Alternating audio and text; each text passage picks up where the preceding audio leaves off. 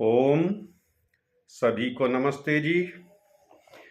नीतिकार ने एक बड़ा सुंदर श्लोक लिखा, संतोषः परमो लाभः, सत्संगः परमा गतिः, विचारः परम ज्ञानम, शमो ही परमं सुखः।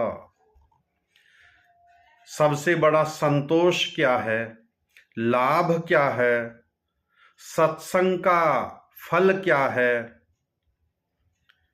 और सबसे उत्तम ज्ञान क्या है, सबसे उत्तम सुख क्या है, इन सब के उत्तर इस श्लोक के माध्यम से दिए गए हैं। कहते हैं अपनी उपलब्धि पर संतोष करना ही सर्वोत्तम लाभ की स्थिति है।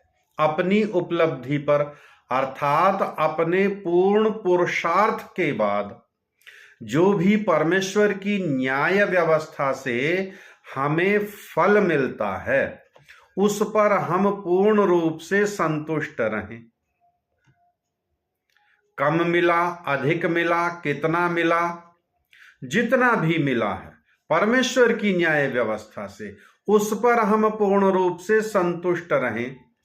इसी का नाम संतोष है। आगे कहा कि सज्जन तथा विद्वान जनों की संगति में रहना ही सत्संग है। सत्संग क्या है? सत का संग अर्थात सत्य के साथ रहना, असत्य को छोड़ देना। और जो सज्जन लोग हैं, जो विद्वान लोग हैं, वे सत्य का ही अनुसरण करते हैं।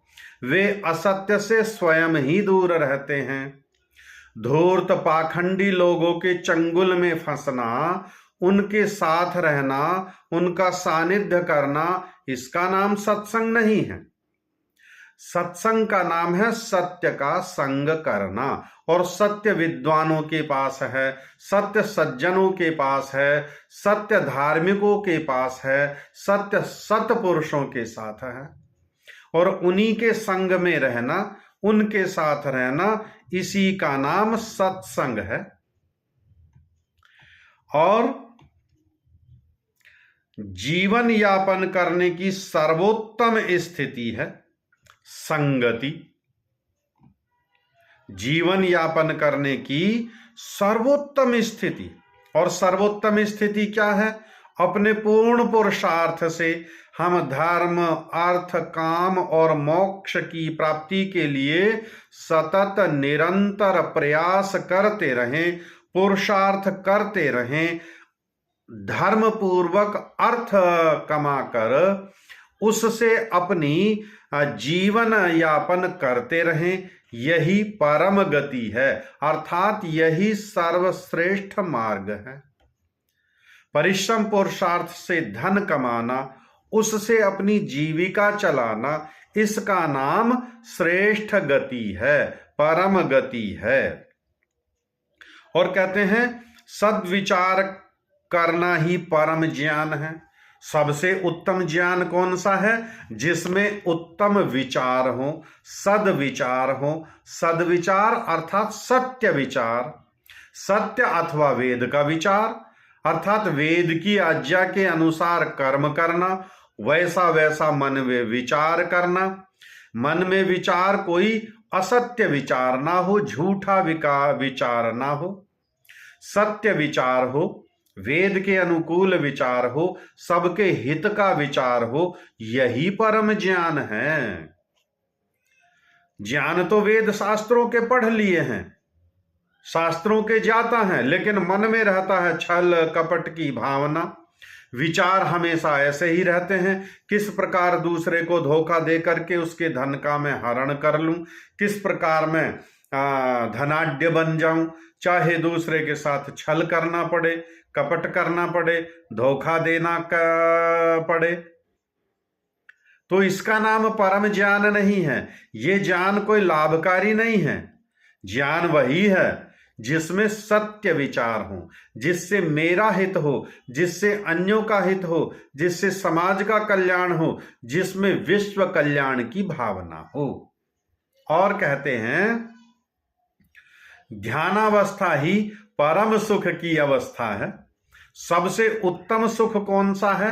प्रश्न किया कि सर्वोत्तम सुख कौन सा है, सुख किस समय लिया जा सकता है?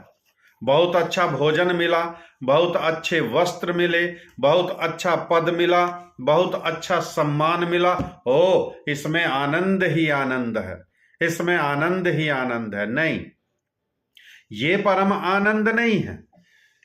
कहते हैं परम आनंद कौन सा है कि जो ध्यानावस्था है। कौन सी ध्यानावस्था? शास्त्र में आया ध्यानम निर्विषयम मनः, कि ध्यान वह स्थिति है जिसमें निर्विषय हो जाए, अर्थात कोई विषय ना हो। ऐसा कैसे संभव है? अर्थात कोई विषय ना हो, सांसारिक विषय ना हो, भौतिक विषय ना हो, पारिवारिक विषय ना हो, व्यक्तिगत विषय ना हो। और जब सारे विषय हट जाएंगे तब केवल एक ही विषय रहेगा, परम पिता परमात्मा का। और वह परम पिता परमात्मा स्वयं सुख स्वरूप है, आनंद स्वरूप है और सबको आनंद देने वाला है।